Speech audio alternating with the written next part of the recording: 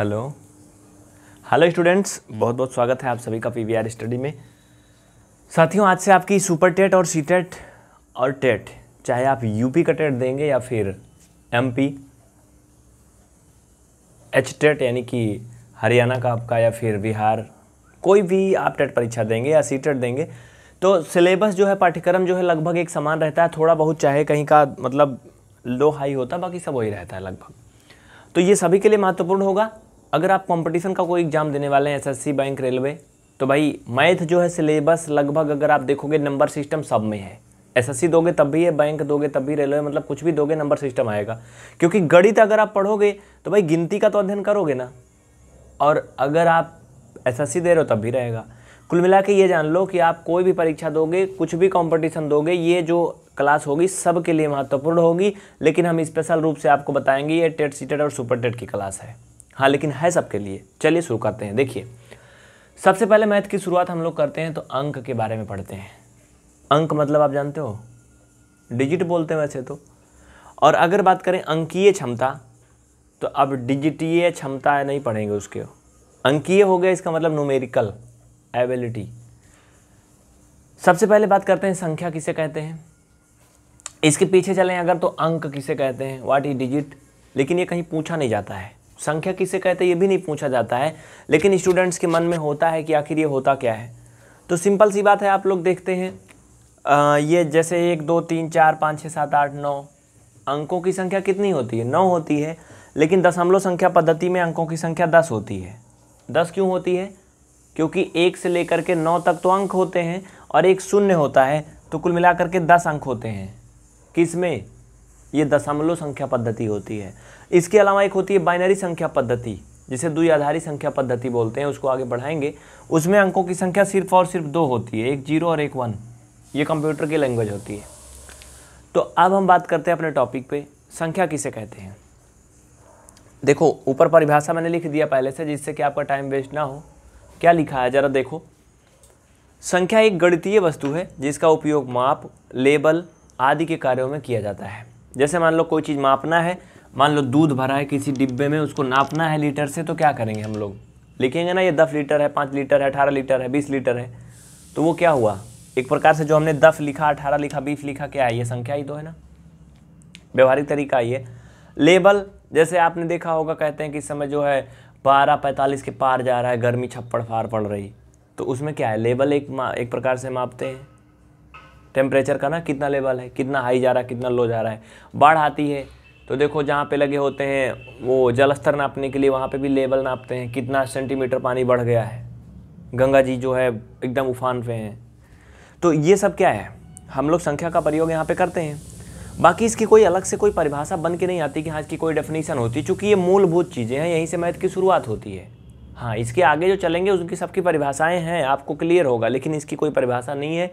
एक प्रकार से बना के आप लोग अपने हिसाब से समझ सकते हो। और कहीं कभी किसी एग्जाम में पूछा भी नहीं जाएगा कि संख्या की परिभाषा लिखो या अंक की परिभाषा लिखो, ये कभी नहीं पूछा जाएगा, लेकिन आपको आना चाहिए बस।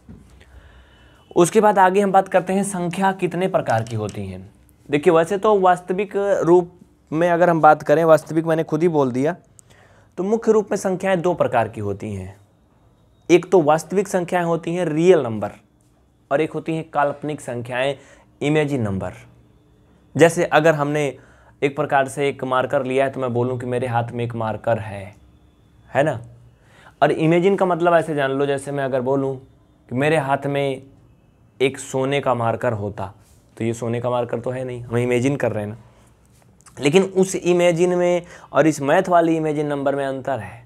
यहाँ पे इमेजिन नंबर का मतलब होता है, क्या होता है, अभी आगे चलिए हम आपको पूरा परिभाषा स्ट्रक्चर बना के दिखाएंगे। क्लास को एंड तक देखना। अगर आप नए नए जुड़े हैं और इस वीडियो को आप यूट्यूब पे अगर डेमो के रूप में देख पा रहे हैं तो चैनल को सब्सक्राइब करके और बेल आइकन को ऑन करें। अगर आप इसको रेगुलर कोर्स में देख रहे हैं ऐप के अंदर, तो आप नोट्स बनाएं, ईमानदारी से पढ़ें, रेगुलर पढ़ें, एक निश्चित टाइम पे पढ़ें, जिससे कि आपका कोर्स निश्चित समय में पूरा हो जाए। अब देखिए संख्याओं के प्रकार, इसमें क्या क्या है आप ध्यान दीजिए। सबसे पहले हम बात करते हैं संख्याएं, जिन्हें इंग्लिश में नंबर से बोलते हैं। अब ये 2 पार्ट होते हैं इनके, जैसे मैंने अभी बताया था। एक होता है रियल नंबर, जिसे वास्तविक संख्याएं बोलते हैं, एक होता है काल्पनिक नंबर। तो भाई रियल नंबर के बारे में हम यहाँ पर पढ़ेंगे, हमें काल्पनिक नंबर के बारे में नहीं पढ़ना है। इनकी कोई विशेष फैमिली नहीं होती है, सबसे बड़ी फैमिली रियल नंबर की ही होती है। रियल नंबर जो होता है यानी वास्तविक संख्या, इनके भैया दो लड़के होते हैं, एक परमीय एक अपरमीय, मतलब एक रेफनल एक इरेफनल। अब ये जो हैं इरेफनल, इनकी फैमिली भी थोड़ी छोटी है, लेकिन इरेफनल से बड़ी फैमिली है रेफनल की। अब हम रेफनल के बारे में अध्ययन करेंगे, जिनमें प्राकृतिक पूर्ण और पूर्णांक संख्याएं। क्योंकि जो हम सिलेबस या पाठ्यक्रम लेकर के चल रहे हैं उसके अंतर्गत हमें यही पढ़ना है, इस कारण से हम इनमें से कुछ चीज़ों को छोड़ रहे हैं। इनको भी आपको बता देंगे लेकिन इस क्लास में नहीं, ठीक है। तो आप इनको बना लो जल्दी से। सबसे ऊपर संख्याएं बनाओगे, संख्याओं के दो कॉलम, एक वास्तविक एक काल्पनिक। फिर वास्तविक के दो कॉलम बनाओगे, परमीय अपरमीय यानी कि रेफनल इरेफनल। और फिर रेफनल यानी कि परमीय के तीन कॉलम बनाओगे, प्राकृतिक पूर्ण और पूर्णांक संख्याएं। इसके बाद इनकी डेफिनेशन देखेंगे, एग्जाम्पल देखेंगे। आप इन्हें जल्दी से स्क्रीनशॉट ले लीजिए। और हाँ, अगर आप ऐप में देख रहे हो तो स्क्रीनशॉट नहीं होगा तो आप वीडियो को रोक करके स्क्रीन पे लिख लीजिए, या फिर वैसे भी अगर आप देख लिए हो ईमानदारी से एक बार एक नज़र दौड़ के तो ये आप बना लोगे, कोई बड़ी बात नहीं है। वास्तविक में 2 पार्ट और फिर परिमेय में 3 पार्ट, हो गया ना। आगे चलिए, अब हम एक एक के बारे में अध्ययन करते हैं। चलिए अब इनको हम एक एक को परिभाषित करते हैं और समझते हैं कैसे, एग्जाम्पल सहित। जैसे देखिए, सबसे पहला है सम संख्या, जिसे बोलते हैं इंग्लिश में इवन नंबर। ये बहुत ही एक सार्वजनिक नंबर है, इसको आप बहुत बार पढ़े होंगे, कई बार आपको मिला होगा। और बहुत सारी परिभाषाएं हैं, कुछ किताबों में हैं, कुछ लोग खुद आपको बताते हैं कि जो संख्याएं 2 से विभाजित हो जाती हैं वो सम संख्याएं कहलाती हैं। ये सही भी है, लेकिन ये बदलते ज़माने के हिसाब से ठीक नहीं है, क्योंकि इसमें टाइम ज़्यादा लगता है। जैसे अगर कहा जाए कि सम संख्या 2 से विभाजित हो जाए तो सम संख्या है। अब मान लीजिए कि इतना बड़ा सा सम मतलब नंबर लिखा है और वो कम से कम 15 अंक का है, 20 अंक का, या फिर 10 ही अंक का है। अब आप इसको क्या करोगे, 2 से भाग करोगे तो ये विभाजित होने में कम से कम 5 मिनट लगेगा आपको करने में, और बड़ी भी संख्या हो सकती है। तो इसके लिए कोई एक नया तरीका होना चाहिए। वो क्या है, आपको मैं एक नई परिभाषा बता रहा हूँ कि सम संख्याएं वो होती हैं जिनका अंतिम अंक यानी कि लास्ट डिजिट 0, 2, 4, 6, 8 इनमें से अगर है कोई भी तो वो सम संख्या होगी। आपको सिर्फ और सिर्फ उसको देखना है, बाकी कुछ नहीं करना है। एक बार प्यार से देखना है, लास्ट का डिजिट देखना है, और लास्ट में अगर 0, 2, 4, 6, 8 में से कोई भी एक अंक है तो वो सम संख्या है, अन्यथा वो सम संख्या नहीं है। इससे क्या होगा, आपको देखने में सिर्फ 2 सेकंड लगेगा, 1 सेकंड, और आप उत्तर लिख देंगे। 3-4 सेकंड के अंदर आप जान जाएंगे कि सम है कि विषम है। लेकिन अगर भाग देंगे तो 3-4 सेकंड के बदले 3-4 मिनट लग जाएगा, है ना। तो ये हुआ एक आपका सम संख्या किसे कहते हैं, आप समझ गए। अब परिभाषा आप लिख लेना, मैं इसको अब लिखवाऊंगा नहीं, ठीक है। सम संख्या किसे कहते हैं, वह संख्याएं जिनका अंतिम अंक यानी कि लास्ट डिजिट 0, 2, 4, 6, 8 होता है, वह सम संख्याएं कहलाती हैं। जैसे एग्जाम्पल लिख लो, इसके आगे उदाहरण भी तो लिखना पड़ेगा ना। तो लिख लो उदाहरण, जैसे ये लिख लो 184, 232, 18, मतलब कुछ भी लिख लो जिसका लास्ट डिजिट जो है वो एक सम संख्या आना चाहिए। बस ये हो गए इतने एग्जाम्पल, और खुद से भी बना लेना बहुत सारे ऐसे। अगला आता है इसमें विषम संख्या। विषम संख्या किसे कहते हैं, व्हाट इज ऑड नंबर। तो जस्ट इन्हीं के अपोजिट, जैसा कि हम जानते हैं कि जो संख्या पद्धति में कुल अंक होते हैं वो 10 अंक होते हैं। तो 10 अंक से 5 अंक तो मैंने सम में मिला दिया, 5 अंक विषम में होते हैं, और इन्हीं दोनों भाई से मिल करके पूरी गणित बनती है सम और विषम के। जैसे देखो, वह संख्याएं जिनका लास्ट डिजिट 1, 3, 5, 7 और 9 इनमें से अगर कोई भी है तो वो विषम संख्याएं कहलाती हैं। लास्ट का डिजिट सिर्फ देखना है, बाकी आपको नंबर से कोई मतलब नहीं है। नंबर चाहे छोटा सा हो, बड़ा सा हो, अच्छा है, ख़राब है, गंदा है, कैसे है, उससे कोई मतलब नहीं है। देखिए, जैसे ये मैंने 8-10 अंक का एक नंबर लिख दिया इतना बड़ा सा, ये क्या है, एक विषम संख्या है। क्यों है, क्योंकि इसका लास्ट डिजिट यानी कि जो अंतिम अंक है वो 7 है। ये क्या है, एक विषम संख्या है। लेकिन अगर इसमें हम 4 लगा दें तो क्या हो जाएगा, ये फिर ये सम संख्या हो गई। और इसी तरह से अगर इसमें हम कुछ और नंबर जोड़ दें, 3 लगा दो, 2 लगा दो, तो ये अलग अलग बदलती जाएगी। लेकिन अगर लास्ट का डिजिट 1, 3, 5, 7 है या 9 है तो वो विषम संख्या कहलाएगी। ये चीज़ आप समझ गए। परिभाषा लिख लीजिए आप सभी। वह संख्याएं जिनका अंतिम अंक यानी कि लास्ट डिजिट 13579 होता है वो विषम संख्याएं कहलाती हैं। इसके बाद आगे बात करते हैं तो नेचुरल नंबर यानी कि प्राकृतिक संख्या। इसका नाम लेते ही आपके मन में बहुत सारी चीज़ें आ गई होंगी। नेचुरल का मतलब जैसे कोई ना बनाया हो। जैसे अगर मैं आपको दिखाऊं, उस दिन मैंने दिखाया था ये बॉटल पानी मान लो, तो ये क्या है, एक प्रकार से ये नेचुरल है। आपने नहीं सुना होगा कि पानी को टाटा ने बनाया, फिर अंबानी ने बनाया, किस कंपनी ने बनाया है, नहीं ना। हाँ, बाकी लोग बेचते हैं पैकिंग करके, वो अलग बात है, लेकिन कोई इसका मतलब उत्पादन नहीं करता, कि बनाता नहीं है, नेचुरली है। आपने देखा होगा कोई पेड़ कोई बनाया हो, कोई नया पेड़ बना दिया हो जो धरती पे पहले से न रहा हो, ऐसा नहीं होता है। लेकिन हाँ, क्या करते हैं वैज्ञानिक लोग, 2-3 पेड़ों को मिला करके संकरण करा करके उसमें क्या करते हैं, एक नई प्रकार की प्रजाति बनाते हैं, लेकिन कोई एक नया चीज़ नहीं बनाते वो। जैसे आपने देखा होगा सूर्य, चंद्रमा और भी बहुत सी चीज़ें हैं, ये तो अद्वितीय हैं फिलहाल, अलग मान लो। पहाड़, पर्वत, हवा तो नहीं बनती ना। हवा जो लोग ऑक्सीजन किसी माध्यम से करते हैं, एक प्रकार से वो क्या है, वो आर्टिफिशियल होती है, लेकिन जो नेचुरल होती है वो क्या होती है, अलग होती है। लेकिन यहाँ पर हमें क्या करना है, नंबर के बारे में पढ़ना है। तो नंबर, वो नंबर जिनको किसी ने नहीं बनाया है, किसी ने नहीं खोजा, वो नेचुरल नंबर होती है। जैसे 1 2 3 4 5 6 7 8 9 10 ऐसे अनंत तक। लेकिन उसमें शून्य नहीं है, क्योंकि शून्य क्या है, एक प्रकार से आर्टिफिशियल है। ये जीरो जो है वो नेचुरल नंबर नहीं है। इसकी खोज आर्यभट्ट ने किया था, आपको पता है ना, जीरो की खोज। तो शून्य प्राकृतिक संख्या नहीं है, इस कारण से शून्य को नेचुरल नंबर में नहीं गिना जाता है। ये तो हो गई एक परिभाषा जिसे आपको समझना थोड़ा मुश्किल होगा। एक आसान तरीका से आप ये जान लो कि वह संख्याएं जिनसे हम गणना कर सकते हैं, किसी चीज़ की गिनती कर सकते हैं, वह नेचुरल नंबर कहलाती हैं, या वह प्राकृतिक संख्याएं कहलाती हैं। या फिर ऐसे कह सकते हो, वह संख्याएं जिनको हम भौतिक रूप से महसूस कर सकते हैं, वो प्राकृतिक संख्याएं कहलाती हैं। अब महसूस करने का मतलब ये है कि जैसे मैं बोलूँ हमारे पास एक मार्कर है, तो आप महसूस कर सकते हो, फील कर सकते हो, आपके मन में इमेजिन आएगी, एक पिक्चर आएगी कि एक का मतलब एक होगा, अकेला होगा, सिंगल होगा।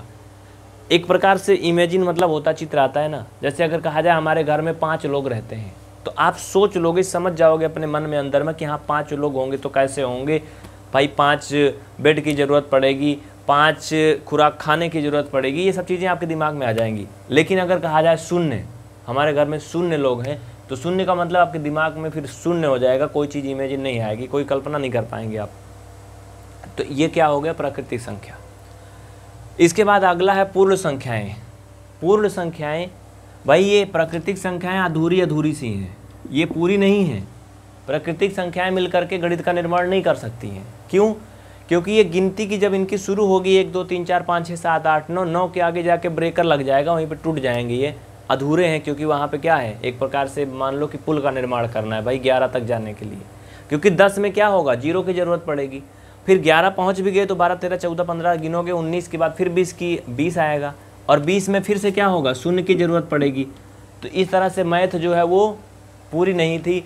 तो जब आर्यभट्ट जी ने शून्य की खोज किया तो मैथ एक प्रकार से कंप्लीट हो गई, और पूर्ण संख्याएं तभी से कही जाने लगी। मतलब ऐसे समझ लो कि प्राकृतिक संख्याओं के परिवार में शून्य को भी शामिल कर देने पर बनी संख्याएं जो हैं वो पूर्ण संख्याएं कहलाती हैं। नेचुरल नंबर की फैमिली जो है उसमें शून्य को भी दाखिल कर दिया जाता है, प्रवेश दे दिया जाता है। मतलब आप नेचुरल नंबर अगर बताओगे तो 1 से लेके अनंत तक बताओगे। अगर आप पूर्ण संख्या बताओगे यानी होल नंबर, तो होल नंबर की शुरुआत 0 से होती है। ये बात आप लोग याद रखना, ठीक है। इसके आगे अभी हम सवाल करवाएंगे, तब इसमें इनसे संबंधित बहुत सारे फैक्ट भी बताएंगे, इसलिए आप क्लास को एंड तक देखना और अच्छे से देखना, ईमानदारी से। और एक बात आपको बता दें, हो सकता है कुछ क्लास शुरुआत की आप यूट्यूब पे डेमो के रूप में देख रहे हैं, तो आप चैनल को सब्सक्राइब करके बेल आइकन ऑन करें, ज़्यादा से ज़्यादा साथियों को जोड़ें, जिससे कि आपको यूट्यूब पे पूरा क्लास अच्छे से मिल सके, जल्दी से जल्दी मिल सके। नहीं तो अगर ज़्यादा बच्चे नहीं जुड़ेंगे तो क्लास हो सकता है आपको कुछ लेट लपेट मिले, या फिर कोई समस्या हो सकती है आपके लिए। अगर आप ऐप में देख रहे हैं तो आप ईमानदारी से पढ़ें रेगुलर, आपको तो पूरा मिलेगा, सब मिलेगा, अच्छे से मिलेगा, आपको सिर्फ पढ़ना है। अगला है पूर्णांक संख्याएँ। पूर्णांक संख्याओं को इंग्लिश में बोलते हैं इंटीजर नंबर। इंटीजर नंबर जैसे आपने देखा होगा, जब हम सभी संख्याएं गिनते हैं तो कुछ माइनस होती है, कुछ प्लस होती हैं, 2 तरह की संख्याएं होती हैं ना। तो इसकी परिभाषा के लिए अगर हम बात करें, जैसे मान लो ये मैंने 5 लिख दिया, ये भी क्या है, एक पूर्णांक है। मैंने 4 लिख दिया, ये भी पूर्णांक है। मैंने 0 लिखा, 1 लिखा, 2 लिखा, 3 लिखा, ये सभी क्या है, पूर्णांक है। जिसमें माइनस लगा है वो ऋणात्मक पूर्णांक है, जिसमें प्लस लगा है वो क्या है, धनात्मक पूर्णांक है। देखिए आपके बुक में कुछ परिभाषाएं दी गई हैं, वो मैं आपको बताऊंगा। इसमें कह रहा कि पूर्णांक संख्याओं में 0 के साथ साथ धनात्मक और ऋणात्मक दोनों तरह की संख्याएं शामिल होती हैं। ये किताब में परिभाषा लिखी गई है कि पूर्णांक संख्याओं में 0 के साथ साथ धनात्मक और ऋणात्मक दोनों संख्याएं शामिल होती हैं।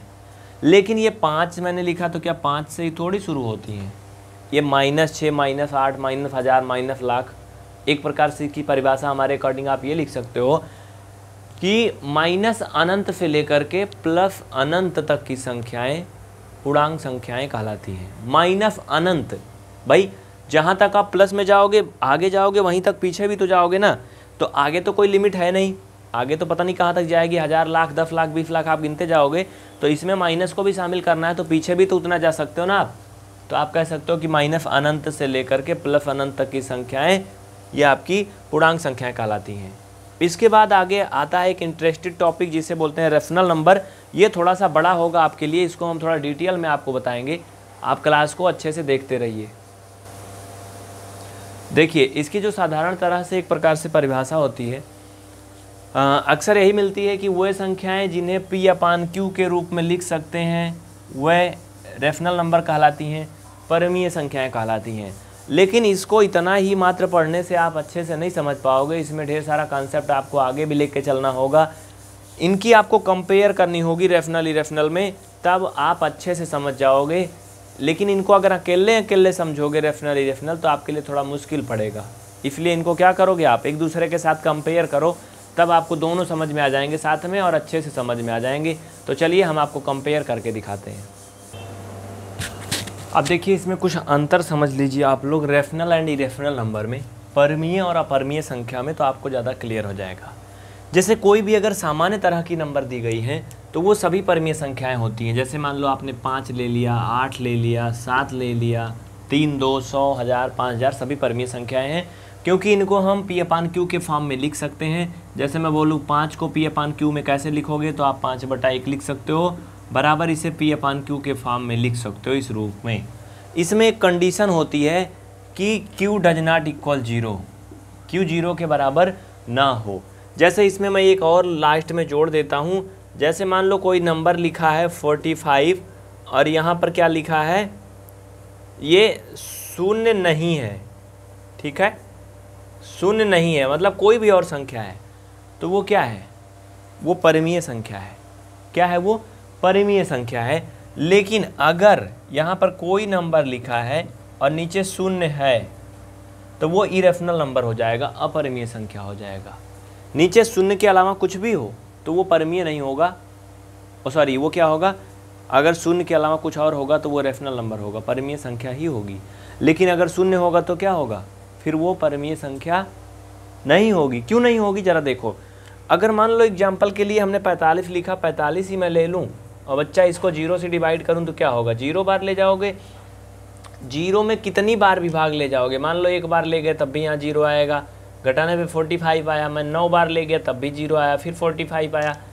ऐसे आप भाग करते जाओ अनंत बार, ये क्या होगा, कभी कटेगा ही नहीं, इनफाइनाइट आएगा, अनंत आएगा। यानी ऐसी स्थिति में जब 0 होगा तो इसका मान क्या होगा, इधर साइड अनंत होगा, इनफाइनाइट होगा, जिसकी कोई लिमिट नहीं है, तो फिर वो क्या होगा, रेशनल नंबर नहीं होगा। लेकिन अगर ये 0 नहीं है तो भाई 0 नहीं है तो जाहिर सी बात है, सिंपल सा, कि इस पर कोई नंबर होगा। और इस पर कोई नंबर मान लो कि हमने मान लिया 5 है, तो आप सभी परिचित हो इससे कि भैया 5 और 45 का बड़ा पुराना रिश्ता है। देखो कैसे, ये 5 अगर इस पर होगा तो ये 5 9 45, कट पिट गया, ये 0 आ गया, यानी कितना आ गया, 9 आ गया ना, बराबर कितना आया, 9 आया। इसे 9/1 लिख सकते हो, P/Q के फॉर्म में आ गया ना, ये क्या है, रेशनल नंबर है। तो ये एक थोड़ी सी जानकारी है। इसके अलावा हाँ, कुछ लोगों के मन में होगा कि ये भैया कैसे रेशनल है। देखो ये आप इसे पहले कैलकुलेशन करोगे, ऐसे डायरेक्ट नहीं लिख दोगे। वैसे देखने में तो ये रेशनल है, लेकिन इसका वर्गमूल 7 हो जाएगा। 7 क्या है, एक पूर्ण संख्या है ना, इसे आप 7/1 लिख सकते हो। ये क्या है, एक परमीय संख्या हो जाएगी। 512 यानी 512 इसका क्या है, ये 8 का घन है ना। इसका घनमूल करोगे तो 8 आएगा बच्चा, 8/1 लिख सकते हो। ये भी क्या है, परिमेय संख्या है। लेकिन कुछ लोगों के मन में चल रहा होगा कि जब इसको ऐसे कर सकते हो तो इसको काहे नहीं कर सकते हो। तो भैया देखो ये जो 47 है ना यार, ये एक पूर्ण संख्या नहीं है, पूर्ण वर्ग संख्या नहीं है, ये परफेक्ट रूट नंबर नहीं है। इसको आप इस तरह से नहीं कर सकते हो जैसे उसको कर सकते हो। कहने का ये मतलब है, सीधी सी बात है, इसका वर्गमूल आएगा, ऐसी बात नहीं कि नहीं आएगा। लेकिन देखो 6 का होता है 36, 7 का होता है 49 ना, इसका वर्गमूल 6 और 7 के बीच में आएगा। जैसे 6.2, 6.1, 6.5 ऐसे आएगा। तो ये एक पूर्ण संख्या नहीं होगी, एक अपूर्ण संख्या होगी इस तरह की। तो जो अपूर्ण संख्याएं होती हैं वो अपरिमेय संख्याएं होती हैं। इसी तरह से अगर हम 341 की बात करें तो हमें पता है कि 7 7 49 7 343 होता है। तो भैया 7 का 343 होता है, ये 41 है, यानी इसका भी क्या आएगा, घन जो है 6 और 7 के बीच में आएगा। क्योंकि 6 का जो घन होता है 6 6 36, 6 का कितना होता है 6 6 36, 6 3 18, मतलब 216 होता है ना। 216 और 343 के बीच में है ना 341, यानी 6 और 7 के घन के बीच में आएगा। मतलब एक क्लियर नंबर नहीं आएगा, एक पूर्ण संख्या नहीं आएगी। तो ऐसी स्थिति में ये क्या होगा, अपरिमेय संख्याएं कहलाएंगी। इतना बात आपको क्लियर हुई। यहाँ पे बहुत ज़्यादा टाइम नहीं कि हम आपको बहुत विस्तृत अध्ययन करवाएं, लेकिन हाँ जो भी आपके पाठ्यक्रम में है जितना लेवल तक उतना करवा देंगे। बाकी इसको अध्ययन करो ना तो परिमेय अपरिमेय का बहुत बड़ा कहानी है। देखो आगे क्या है, उससे टेंशन मत लेना, आपके एग्जाम में आपके काम का बस इतना जितना मैं बता रहा हूँ। पाई अक्सर आपसे पूछा जाता है, परीक्षाओं में आ जाता है, पाई है परिमेय अपरिमेय, बहुत सारे ऑप्शन आ जाएंगे। तो क्या करोगे आप, सम विषम की बात आती है तो ये पाई कुछ भी नहीं है, उसमें आप जाओगे ही नहीं। लेकिन परिमेय अपरिमेय की बात आती है तो क्या है, एक अपरिमेय संख्या है, इरेशनल नंबर है। लेकिन अगर कहीं पाई का मान 22/7 दिया है तो ये परिमेय संख्या है। 22/7 जो मान दिया वो परिमेय संख्या है। और 22/7 से अगर आप दशमलव में इसको कन्वर्ट करोगे तो जो आएगा वो भी परिमेय संख्या ही होगा। लेकिन जो पाई के वैल्यू ज्यामितीय रूप से निकलता है, ज्योमेट्री से निकलता है, वो परिमेय नहीं होता है, वो अपरिमेय होता है। बात समझ में आई ना। इसके अलावा आपसे एक बहुत ही यक्ष प्रश्न पूछा जाता है कि शून्य क्या है, ये परिमेय है कि अपरिमेय है। तो आपको याद कर लेना है, शून्य जो है वो परिमेय है और पाई अपरिमेय है। शून्य क्या है, ये परिमेय संख्या है, रेशनल नंबर है। देखिए बहुत से बच्चे कमेंट कर रहे हैं, काफ़ी देर से मैं देख पा रहा हूँ, हैरान है, जैसे सुधीर कुमार, संध्या, अंशु, प्रतिमा, अंतिमा, और कौन कौन है भाई, पंकज, शुभम। तो मैं किसी का नाम नहीं बोल रहा हूँ इसलिए, जिससे कि मतलब बहुत टाइम वेस्ट होता है, नाम बोलो फिर कमेंट बोलो, ये सब होने से मज़ा नहीं आती पढ़ाई में। इसलिए अगर पढ़ना है तो सीरियसली ध्यानपूर्वक आप लोग पढ़िए, जिससे कि आपका दिमाग इसमें लग सके और ईमानदारी से पढ़ सकें। नहीं तो नाम ही बोलते रहेंगे तो काम नहीं होगा। अच्छा काम करोगे तो नाम खुद से होगा, करना नहीं पड़ेगा, है ना। आपने देखा है तोता और गिद्ध, हंस, दोनों में अंतर होता है ना। एक बहुत बोलता है, एक कम बोलता है। तो आप क्या करना है, आपको कम बोलना, ज़्यादा बोलने से कोई मतलब नहीं है, नाम अपने आप होगा। चलिए ये हो गया, यहाँ तक आप समझ गए। तो ये आपकी मूलभूत परिभाषाएं थी, कुछ इसमें बेसिक इंट्रोडक्शन था एक प्रकार से, आपका ये ख़त्म हो जाता है। इसके बाद हम परिमेय संख्याओं के बारे में तो पढ़ ही लिए हैं। अब हम बात करेंगे कुछ नेचुरल नंबर के कुछ प्रगुण के बारे में, उसके बाद फिर आपका न्यूमेरिकल शुरू हो जाएगा अगली क्लास से। लेकिन अभी कुछ और भी इसमें कॉन्सेप्ट सीखना है, उसको आप लोग सीख लीजिए। तो जो हम बात कर रहे थे प्राकृतिक संख्या के कुछ प्रगुण के बारे में, उसमें वही सब है, सहचर नियम, वितरण नियम, ये सब तो आप लोग वैसे जानते होंगे, नहीं जानते हैं तो कमेंट करके बताना, एक अलग से बता देंगे आपको। उसमें कुछ नहीं, बस वही है, जैसे आप जानते हो ना कि कुत्ते से कुत्ते पैदा होते हैं, बिल्ली से बिल्ली होते हैं, इंसान से इंसान होते हैं, बस वैसे उसमें बाकी और कुछ नहीं है। जैसे उसमें यह है कि प्राकृतिक संख्याओं का अगर गुणा किया जाता है तो प्राकृतिक संख्या आती है, प्राकृतिक संख्याओं को आपस में जोड़ते हैं तो प्राकृतिक संख्या आती है। इसमें क्या पढ़ाएं आपको, कोई ज़्यादा ज़रूरत नहीं है। चलिए आगे है जो आपके काम का है, भाज्य, अभाज्य और सहअभाज्य, यानी कि कंपोजिट, प्राइम एंड को प्राइम नंबर। ये महत्वपूर्ण है, आगे काम भी लगेगा। तो भैया भाज्य नंबर क्या होती हैं, कंपोजिट नंबर क्या होती हैं, जैसे कि वह संख्याएं जो खुद से पूरी तरह से डिवाइड हों। जैसे देखो मैं यहाँ पर एक थोड़ा सा स्ट्रक्चर आपको बना के दिखा दूँ, यहाँ पे आप लोग ध्यान दो। वो संख्याएं जो खुद से डिवाइड हों, जैसे लिख लो 12, ये 12 तो भैया क्या है, खुद से डिवाइड है और 1 से भी डिवाइड है, यानी 1 से डिवाइड हों, खुद से डिवाइड हों इसके अलावा किसी और भी एक संख्या से पूर्णतः डिवाइड हो, मतलब भाग करने पर शेषफल 0 आए, तो वो संख्या है 2 से भी आएगा, 3 से भी आएगा, 4 से भी आएगा। यानी अगर हम बात करें तो जो 12 है इनके जो फैक्टर होंगे, एक प्रकार से आप कह सकते हो 1, 12, 2, 3, 4 ये सब ऐसे कर सकते हो कि नहीं, होगा ना। फैक्टर नहीं बोल सकते इसको फिलहाल क्योंकि इसमें 12 भी है, हाँ, लेकिन ये जान लो कि इन सभी संख्याओं से पूर्णतः विभाज्य होगी। लेकिन अगर एक नंबर हम आपको यहाँ पे दिखा दें 13, तो ये 1 से तो पूर्णतः डिवाइड होगी, 13 से भी होगी, लेकिन कोई ऐसी संख्या नहीं है, बता दो कि जिससे ये पूरी तरह से और भी कट जाए, है कोई, बताओ, नहीं है ना भाई, सिंपल सी बात है। देखो अगर 12 में हम भाग करें मान लो 4 से, तो आप जानते हो कि 4 3 12 होता है, 4 3 12 होता है, ये डिवाइड हो जाएगा, 0 शेषफल आ जाएगा। अगर हम इसको और भी देखा भाई 6 है, अगर हम इसको 4 से करें तब भी हो गया, 6 से करोगे तब भी आपको पता है 6 2 12 होता है, लेकिन ये इसकी स्थिति में नहीं होगा। इसमें आप करके देख लो, अगर आप 13 में 4 से भाग करोगे, कुछ लोगों के मन में होगा भाग तो जा तो रहा है लेकिन इसमें शेषफल 1 आ रहा है, शेषफल 0 आना चाहिए, नहीं आना चाहिए। तो ये संख्याएं क्या हैं, ये अभाज्य संख्याएं हैं, प्राइम नंबर हैं, ये भाज्य संख्याएं हैं, जिन्हें बोलते हैं क्या, कंपोजिट नंबर। जैसे आपने देखा होगा अभी ऑनलाइन शॉपिंग के ज़माने में आपने देखा होगा प्राइम मेंबरशिप बहुत जगह मिलती है ना। तो प्राइम मेंबरशिप का मतलब ये होता है कि जो सबके पास ना हो एक प्रकार से, ठीक है। तो प्राइम में कुछ ही लोग रहते हैं ना, देखो ये 3 4 और 6। तो इस तरह से अगर और भी एग्जाम्पल आपको बताएं तो आप लिख सकते हो, संख्या 14 भी हो जाएगी, 9 हो जाएगी। हाँ, एक बात ध्यान देना, कुछ लोग कंफ्यूज रहते हैं सम विषम और भाज्य अभाज्य में। देखो कोई भी विषम संख्या भाज्य संख्या हो सकती है और कोई भी सम संख्या भी अभाज्य हो सकती है।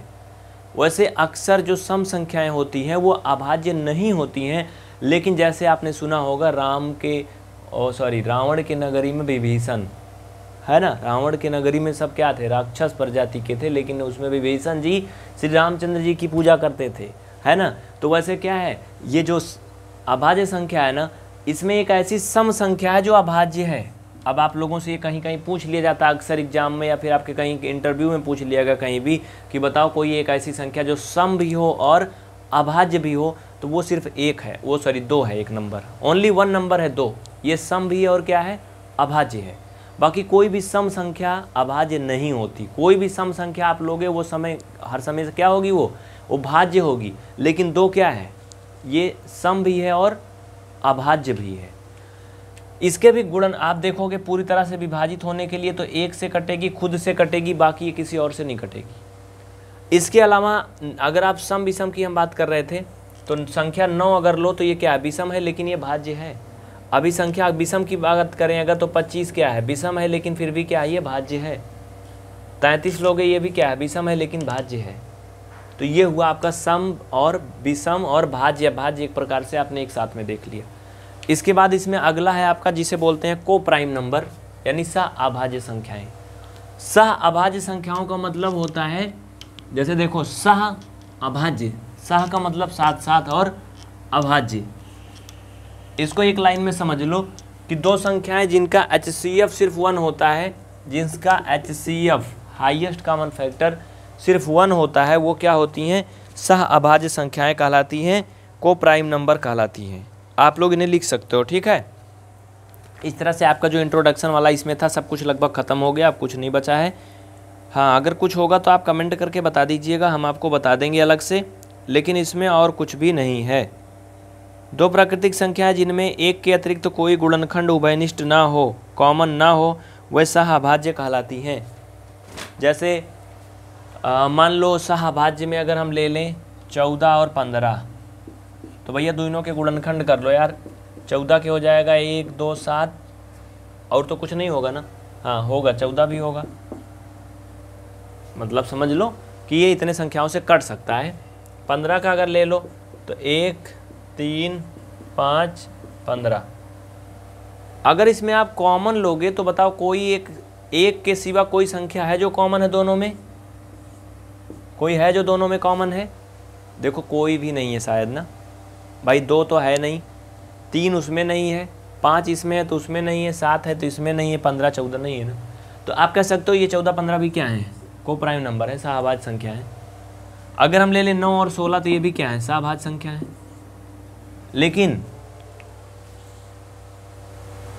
लेकिन इसमें क्या अंतर होगा, अगर इनको अलग अलग आप करोगे तो ये भाज्य संख्याएं हो जाएंगी, अलग अलग करोगे तो क्या हो जाएंगी, ये भाज्य हो जाएंगी। 9 भी भाज्य है, 16 भी क्या है, भाज्य है। तो इस तरह से आपका ये पूरा हो गया।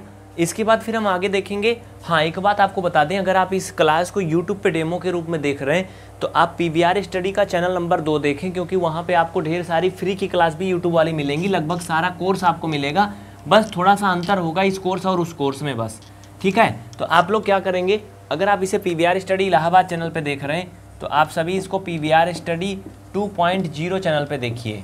YouTube पे सर्च करेंगे PVR स्टडी 2.0, चैनल का पूरा नाम है PVR स्टडी 2.0 प्रतियोगी परीक्षा। तो ये स्पेशल कंपटीशन वाले स्टूडेंट के लिए, आप सभी इसे आज ही सब्सक्राइब करें। देखिए डिस्क्रिप्शन में इसकी लिंक भी दी गई होगी इस चैनल की, और इसके बारे में आपको और भी जानकारी दी गई होंगी, आप डिस्क्रिप्शन जरूर देखिए। ऊपर नंबर दिया गया, कोई प्रकार की हेल्प चाहिए तो आप संपर्क कर सकते हैं। हम आपसे प्रॉमिस करते हैं कि अगर आप इस वीडियोज के जो व्यूज हैं 24 घंटे में अगर आप 1000-2000 ले आओगे, 1000 से 2000 के बीच में ले आओगे, सिर्फ 1000-2000 बस सब्सक्राइबर, तो भैया PVR स्टडी में 2 लाख हैं, तो हम आपको पूरा कंप्लीट कोर्स YouTube पे देंगे, अच्छे से देंगे, सिस्टम से देंगे। लेकिन उसके लिए आपको क्या करना है, क्लास को ज़्यादा से ज़्यादा शेयर करना है और अपने सभी साथियों को बताना है। और स्टार्टिंग से अभी मैंने शुरू किया, आपको पूरा टेट, सीटेट, सुपर टेट वालों के लिए स्पेशल रूप से पूरा कोर्स मिलेगा। और इस कोर्स को अच्छे ढंग से और कंप्लीट कोर्स जल्दी से जल्दी पाने के लिए आप PVR स्टडी ऐप डाउनलोड करिए। PVR स्टडी ऐप में जाकर के आप कोर्स परचेज कर सकते हैं। इसमें आपको कुछ अलग और कुछ बेहतरीन सुविधाओं के साथ पूरा कोर्स मिलेगा, तो आज ही ज्वाइन करें। बहुत बहुत थैंक यू, जय हिंद। और हाँ, अगर आप इस क्लास को PVR स्टडी ऐप में ही देख रहे हैं तो फिर आप नोट्स बनाइए और अच्छे से पढ़िए।